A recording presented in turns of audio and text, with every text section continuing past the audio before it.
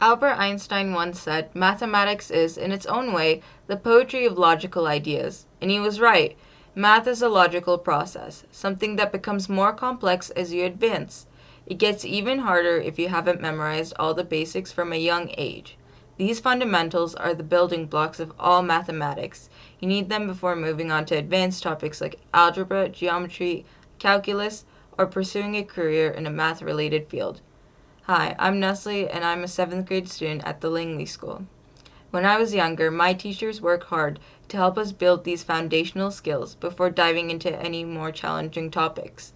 In 3rd grade, my homework often involved a math game every night, which focused on multiplication and division. Looking back, that game really helped me memorize a lot of facts, even though it felt a little repetitive at times. It could get boring, and after the same equation appeared for the 3rd time, I'd lose my focus.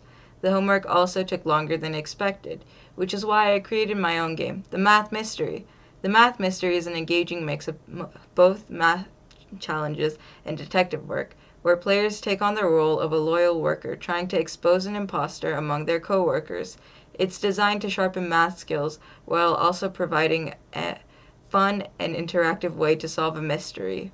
Now, here's a demonstration of my game. The game is built using Python's Turtle module, which allows for the creation of visual elements like moving characters and meeting room settings. The characters are represented by turtle graphics that move around the screen. For example, after each set of math equations, the turtle characters are repositioned in the meeting room, adding a visual layer to the game that helps the players engage more deeply with the scenario. Players are placed in a workplace setting alongside 3 NPCs, Cyan, Red, and Magenta. One of these characters is secretly guilty, sabotaging the project.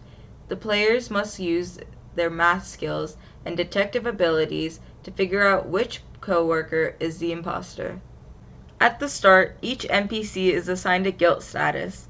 One is guilty, while the others are innocent. The player's job is to identify the imposter based on the clues they uncover throughout the game.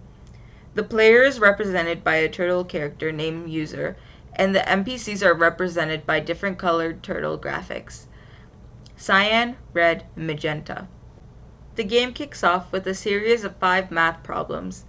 These can be addition, subtraction, multiplication, or division, and the difficulty of the questions is randomized. For every correct answer, the player moves closer to uncovering the imposter. Getting these questions right is essential, because only after completing 5 questions can the player move to the next phase, the meeting room. After solving 5 math problems, a meeting is called, where all the co-workers come together. At this stage, each character, including the player, gives an alibi to explain where they were during the incident.